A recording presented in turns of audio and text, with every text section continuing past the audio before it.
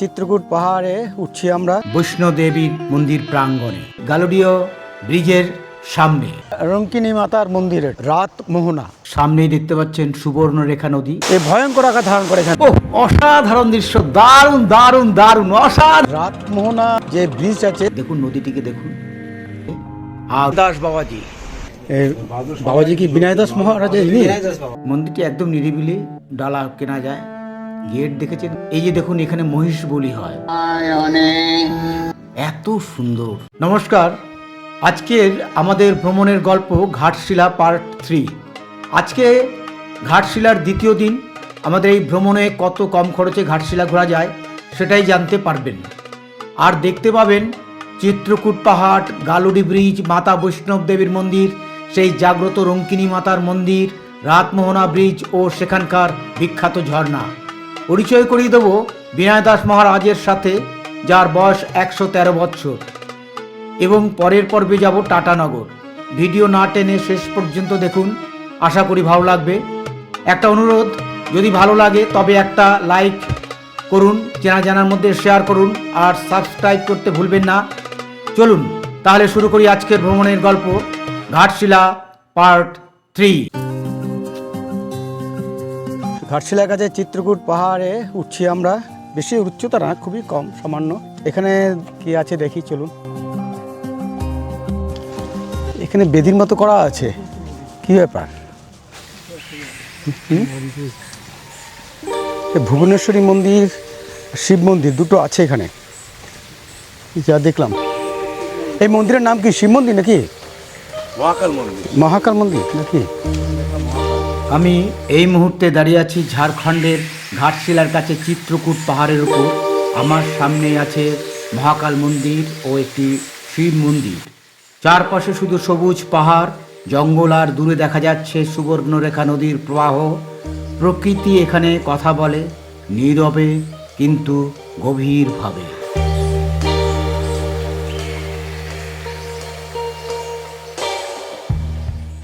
এই সেই চিত্রকূট পাহাড়, মনে হচ্ছে আর্টিফিশিয়ালভাবে তৈরি করা, তবে দেখতে ভালো, খারাপ না, সুন্দর জায়গা, বাচ্চাদের ভালো লাগবে। অনেকে মনে করেন রামায়ণের চিত্রকূট ধামের সঙ্গে নামের মিল থেকেই এই পাহাড়ের নামকরণ, যদিও এর কোনো সরাসরি ঐতিহাসিক প্রমাণ নেই। তবে স্থানীয় মানুষের বিশ্বাস ও গল্পের এই নাম প্রজন্মের পর প্রজন্ম ধরে বেঁচে আছে। আপনি যদি ঘাটশিলায় কখনো আসেন আর এই চিত্রকূট পাহাড়ের উপর ওঠেন এবং কিছুক্ষণের জন্য চুপ করে দাঁড়ান, হয়তো তখন প্রকৃতি নিজেই আপনাকে নিজের গল্প শোনাবে। এখান থেকে নিচের দৃশ্যটা দেখো। স্থানীয়রা বলে চিত্রকূট পাহাড়ে একটা প্রাচীন মন্দির ছিল, যেখানে বিকেলের হাওয়ায় দেবীর কল্যাণে অলৌকিক ঘটনা ঘটত। ঘাটশিলার ঐতিহ্যে এটাকে রামগিরির সাথে তুলনা করা হয়, যেখানে বানর ভাল্লুকের দল রামের সঙ্গী হয়েছিল। আজও এখানকার বন্যপ্রাণী তার পাখির ডাক সেই গল্পে জীবন্ত করে। এই মুহূর্তে আমি দাঁড়িয়ে আছি ঝাড়খণ্ডের ঘাটশিলার কাছে গালুডিহো এলাকায় অবস্থিত মা বৈষ্ণো দেবীর মন্দির প্রাঙ্গণে। মন্দিরটি দেখতে সত্যি খুব সুন্দর এবং একদম রোডের পাশে অবস্থিত মন্দিরটি। আর একটি কথা, যদি আপনি ভেতরে যখন ঢুকবেন সত্যি আশ্চর্য হয়ে যাবেন, দারুণ সুন্দর ভেতরটি। চলুন তাহলে ভেতরের দিকে আমরা যাই।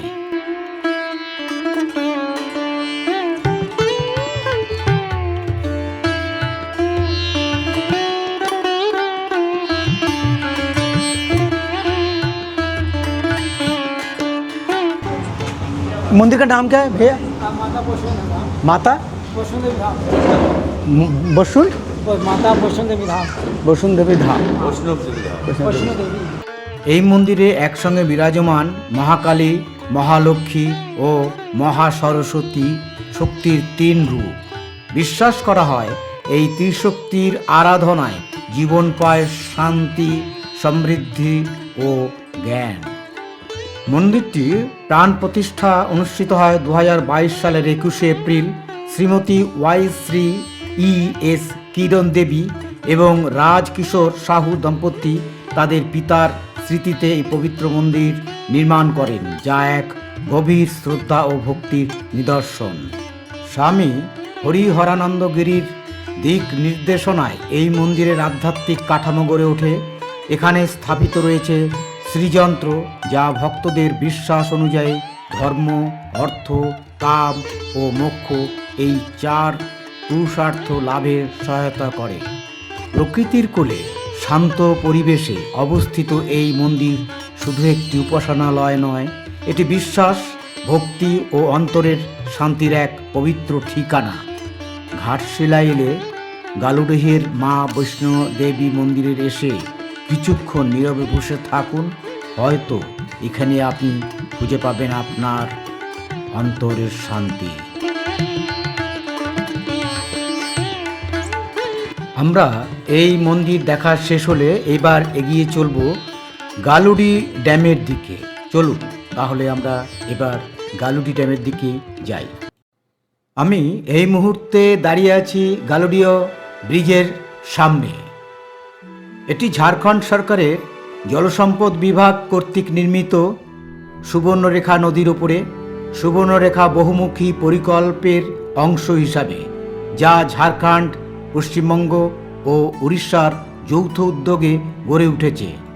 প্রায় 4362 মিটার লম্বা এই বাঁধে 21টি সুইচ গেট রয়েছে, যা চান্দিল ড্যামের সঙ্গে যুক্ত। গালুডিও রাইট ব্যাংক মেইন ক্যানেলের মাধ্যমে ঝাড়খণ্ড ও উড়িষ্যার প্রায় 90,000 হেক্টর জমিতে সেচ সুবিধা প্রদান করে থাকে। সুবর্ণরেখা নদীর নাম উঠতেই এই নদীর নাম কিভাবে এসেছে সেটা বলি। সুবর্ণরেখা নদীর নামে এসেছে এর বালুতে সোনার কণা পাওয়ার কথা থেকে, যা প্রাচীনকালে সোনা খননের জন্য বিখ্যাত ছিল। ড্যামটি ঘাটশিলা থেকে মাত্র 8 কিলোমিটার দূরে অবস্থিত এবং প্রকৃতির সৌন্দর্যের জন্য পর্যটকদের আকর্ষণ করে। দেখুন সেই সৌন্দর্যের দৃশ্য একবার। ড্যামের উপর দিয়ে রাস্তা চলে গেছে, যা থেকে নদীর দৃশ্য অপূর্ব। সূর্যাস্ত এবং জল ছাড়ার সময়ের দৃশ্য বিখ্যাত, যা এটিকে একটি জনপ্রিয় পিকনিক স্পট করে তুলেছে। দেখুন আমার পিছনে সেই ব্রিজ দেখাচ্ছি, দেখতে পাচ্ছেন। চলুন এখন যাব আমরা সেই বিখ্যাত রঙ্কিনী মাতার মন্দিরে। ঘাটশিলার রঙ্কিনী মাতার মন্দির, এটা ঘাটশিলার খুবই কাছে রঙ্কিনী মাতার মন্দির। দেখুন দেখাচ্ছি। রঙ্কিনী মাতার মন্দির ঘাটশিলার কাছে জাদুগোড়া এলাকায় অবস্থিত একটি প্রাচীন ও জাগ্রত শক্তিপীঠ, যা ভূমিজ আদিবাসীদের প্রধান দেবী হিসাবে পূজিত। এর ইতিহাস জনশ্রুতি ও স্থানীয় ঐতিহ্যের উপর ভিত্তি করে গড়ে উঠেছে। ঝাড়খণ্ডের পূর্ব সিংভূম জেলায় জামশেদপুর থেকে মাত্র কয়েক কিলোমিটার দূরে জাদুগোড়ায় পাহাড়ের গায়ে এই মন্দির। ঘাটশিলা শহরের কাছাকাছি থাকায় এটি সহজেই পৌঁছানো যায় ট্রেনে অথবা গাড়িতে। পুরাতন রঙ্কিনী মন্দির ঘাটশিলার থানা কমপ্লেক্সের কাছে রয়েছে, যা ধবলগুমুরগড়ের রাজাদের দ্বারা নির্মিত বলে মনে করা হয়। সেটিকে আমি দেখাবো আমার ভিডিওর শেষে। জনকথা অনুসারে মা রঙ্কিনী বনে জঙ্গলে বাস করতেন। এক আদিবাসী এক বালিকাকে রাক্ষস হত্যা করতে দেখেন। পরদিন স্বপ্নাদেশ পেয়ে পাথরের মূর্তি স্থাপন করেন। আরেক কাহিনীতে এক বাচ্চা মেয়ে ধোপার কাপড়ের স্তূপে লুকিয়ে শিলায় রূপান্তরিত হয়, যা আজও জাগ্রত বলে বিশ্বাস।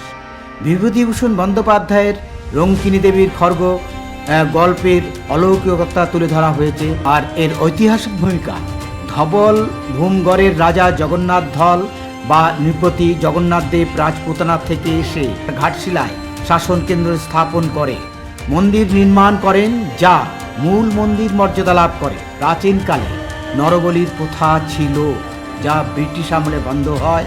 এখন পশু বলি হয় বিশেষ উৎসবে। শুধু ভূমিজ সম্প্রদায়ের পূজারীরা এখানে পূজারী হতে পারেন। রঙ্কিনী মন্দিরে পাথরের শিলামূর্তিতে ধাতুর চোখ, নাক, জিহ্বা, সোনার নথ, মুকুট ও সিংহাসনে কালীর রূপ রয়েছে। পাশে শিবলিঙ্গ ও মহাদেবের মূর্তি, চত্বরে ফুল গাছ ও মনসা দেবীর স্থান সুন্দর। কালী পুজো ভক্তদের ভিড় বাড়ে এখানে। ঘাটশিলার রাত মোহনা, এখানে আমরা এসেছি। সামনেই দেখতে পাচ্ছেন সুবর্ণরেখা নদী। এখানকার ভিউ পয়েন্ট খুব সুন্দর। ঘাটশিলার রাত মোহনা, ঘাটশিলার রাতমোহনা সুবর্ণরেখা নদীর তীরে একটি প্রাকৃতিক ভিউ পয়েন্ট, যা সূর্যোদয় এবং সূর্যাস্তের জন্য বিখ্যাত। তবে আজকে আমরা সূর্যাস্তটাই দেখব ব্রিজের ওপর থেকে, নতুন ব্রিজের ওপর থেকে। এর নামকরণ নদীর রাতের মোহময়তা থেকে এসেছে বলে জনশ্রুতি। এখানে একটি খুব সুন্দর ঝর্ণা আছে, সেটিও আমরা দেখব। কোনো আওয়াজ হয়তো আপনারা শুনছেন, দেখাবো কিসের আওয়াজ এটা, চলুন। রাতমোহনা ঘাটশিলার একটি জনপ্রিয় পর্যটন স্থান, যা সুবর্ণরেখা নদীর তীরবর্তী এলাকায় অবস্থিত। এখানে একটি ছোট জলপ্রপাত আছে, যা প্রাকৃতিক সৌন্দর্যের জন্য বিখ্যাত। ঘাটশিলা স্টেশন থেকে প্রায় 5-6 কিলোমিটার দূরে রাতমোহনা। দেখো, এটি ঝাড়খণ্ডের পূর্ব সিংভূম জেলায় পড়ে এবং কলকাতা থেকে ট্রেনে সহজেই পৌঁছানো যায়। পুরনো ব্রিটিশ ব্রিজও এখানকার বিশেষ আকর্ষণ। এখানকার বিশেষ আকর্ষণ সুবর্ণরেখা নদীর ধারে রাতমোহনা জলপ্রপাত, যেখানে পাহাড় থেকে জল ঝরে পড়ে। কাছাকাছি সিদ্ধেশ্বর শিব মন্দির এবং একটা ট্রেকিং রুট আছে। রাতে চাঁদনি আলোয় নদীর দৃশ্য অপূর্ব। আপনাদের আরেকটি খবর দিই, সেটা হচ্ছে কাছেই রিসোর্ট রাতমোহনা ইন রয়েছে থাকার জন্য। আপনি ইচ্ছা করলে এখানে এসে থাকতে পারেন। আমি এই মুহূর্তে রাতমোহনা জলপ্রপাতের সামনে দাঁড়িয়ে আছি। সত্যি বলতে কি, জায়গাটার সৌন্দর্য ক্যামেরায় পুরোটা ধরা পড়ে না। চারপাশে শুধু প্রকৃতি আর ঝর্ণার শব্দ, মনটা একেবারে শান্ত হয়ে যায়। ইচ্ছে আছে পূর্ণিমার রাতে আবার এখানে আসব, আর তখন এই দৃশ্য আরও একবার নতুন করে অনুভব করব। দেখুন, এই মুহূর্তে শীতের সময়, এখন জল একদমই কম, তাতেই এই অবস্থা। বর্ষার সময় এখানে কী আকার ধারণ করে ভেবে দেখুন। বর্ষাকালে এখানে কিন্তু ভয়ঙ্কর আকার ধারণ করে। এখন এরকম দেখতে পাচ্ছেন, এখন এটা ডিসেম্বর মাসের আজকে 16 তারিখ। তার মানে জুন, জুলাই, আগস্ট মাসে এই ভয়ঙ্কর আকার ধারণ করে এখান দিয়ে এই অঞ্চলে।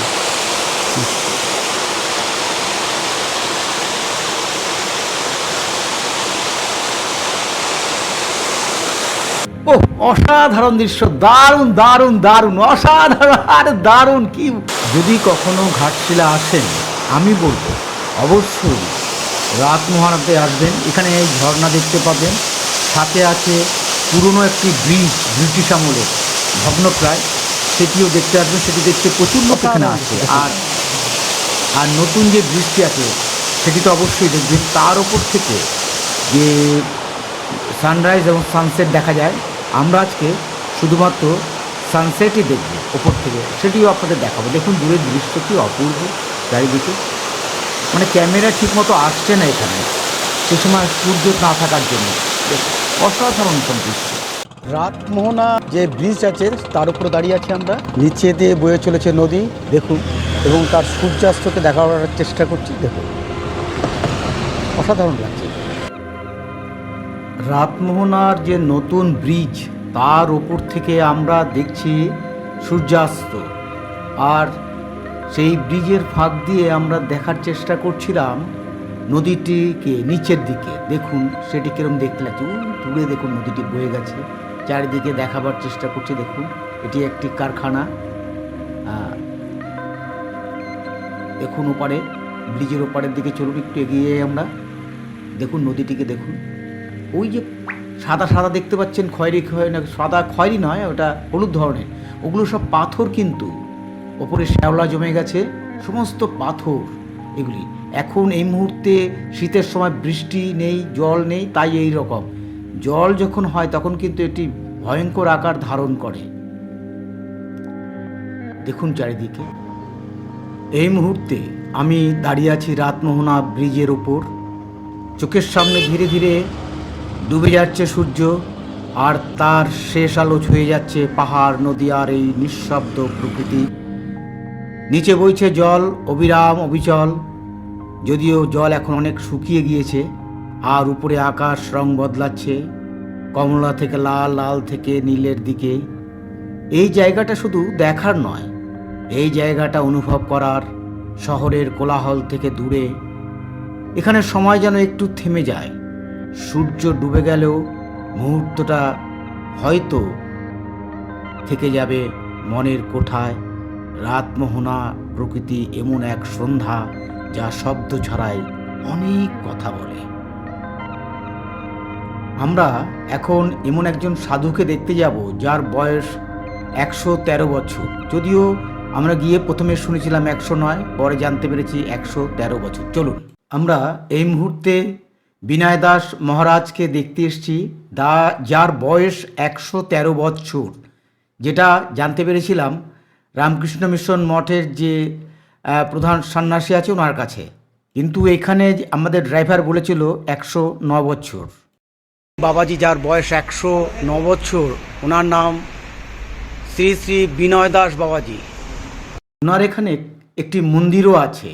এই প্রসঙ্গে আপনাদের একটি কথা বলি, আমরা যেরকম আমাদের এখানে কালী মন্দির দেখি, ওখানে রঙ্কিনী মাতার মন্দির বলে সমস্ত ছোটো ছোটো মন্দিরকে, সেই রকমই এখানে দেখুন ওনার এখানে একটি মন্দির আছে। এই যে মন্দিরটি দেখুন, এবং সামনে বিরাট বসার জায়গা। এই যে হচ্ছে বাবাজি। হ্যাঁ, ওনারাই থাকে, ওনারাই সব কিছু সেবা যতন, মন্দির মন্দির সব কিছু ওনারাই করে। পাহাড় যাবো এর পরে না, ডাইরেক্ট এখানে আসবে। বাবাজি কি বিনয় দাস মহারাজ? বিনয় দাস বাবা, 109 বছর বয়স। হ্যাঁ। বাবারে, নমস্কার করতে পারলাম, বিরাট ব্যাপার।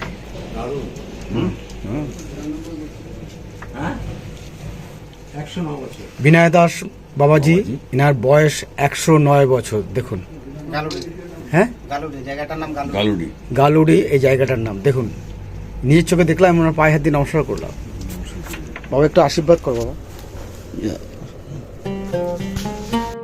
বাবাজিকে পায়ে হাত দিয়ে নমস্কার করলাম এবং ওনার আশীর্বাদ নিয়ে আমরা সামনের দিকে এগোতে থাকলাম। সত্যি অসাধারণ, 100 বছরের একজন লোককে ছুঁয়ে দেখা মানে ভাগ্যের ব্যাপার আমার কাছে মনে হয়েছে। যে মন্দিরে এসেছি সেই মন্দিরের নাম দেখুন, শ্রী প্রাচীন শ্রী শ্রী রক্ষিণী মন্দির। আপনাদের বলেছিলাম যে আরেকটি রঙ্কিনী মাতার মন্দির দেখাবো, যা শহরের মধ্যেই। সেই ফেরার সময় আমরা রাত্রিবেলায় এই মন্দিরে এসেছি। দেখুন, মন্দিরটি একদম নিরিবিলি। ওই যে পূজারী বসে আছেন, পুজো দিচ্ছেন।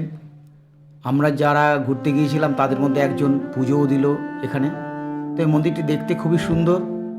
এখানে কিন্তু মহিষ বলি হয়, আমি দেখাবো আপনাকে সেটাও। দেখুন মন্দিরটি, ওই যে দেখুন একটি দোকান যেখানে প্রসাদ পাওয়া যায়, ডালা কেনা যায়। গেট দেখেছেন, গেটে কি সুন্দর, খুব সুন্দরভাবে সাজানো গোছানো ছিল মন্দিরটি। আপনাদের একটা কথা আগেই বলেছিলাম যে এই আমাদের এখানে যেরকম কালী মন্দির দেখা যায় বিভিন্ন রকম, এবং অমুক কালী মন্দির অমুক কালী মন্দির বলি আমরা, ওখানে সমস্ত রঙ্কিনী মাতার মন্দির বলা হয়, সমস্ত ছোট বড় বিভিন্ন রকম। যাই হোক, এই যে দেখুন এখানে মহিষ বলি হয়। আমরা আজকে এখানে মন্দির দর্শন শেষে ফিরে যাব আমাদের ঘাটশিলা রামকৃষ্ণ মিশন আশ্রমে। ওখানে আজকে রাত কাটাবো। কাটিয়ে আগামী দিন ভোরবেলায় আমরা গাড়ি বুক করা হয়ে গেছে, আমরা চলে যাব হচ্ছে টাটানগরের উদ্দেশ্যে। ওখানে কয়েকটি গার্ডেন দেখব, ঘুরবো এবং জুতে যাব। তাহলে আমরা ঘাটশিলা আশ্রমে ফিরে যাচ্ছি এখন।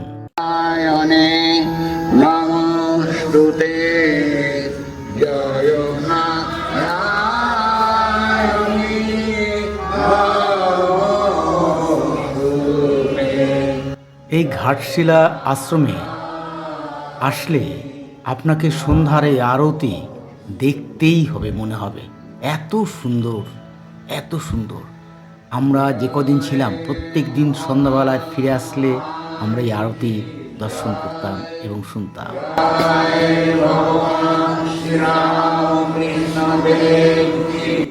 আপনাদেরও বলবো, যারা যাবেন আপনাদের তো আগেই বলেছি এবং আমার ডিসক্রিপশনও থাকবে, 2 মাস আগে ইমেল করে ঘর বুক করতে হয় এবং ইমেল করে দিলে ওরা যদি ঘরে অ্যাভেলেবেল থাকে দিয়ে দেবে আপনাকে মাত্র 500 টাকায়।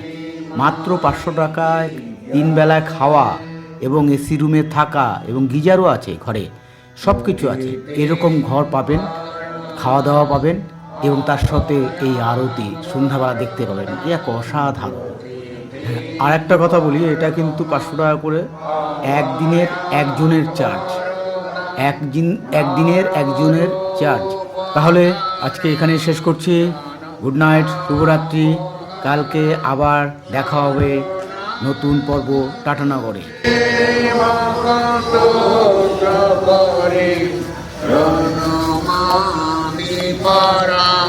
জননী জগতাম গুণহীন সুতা নকর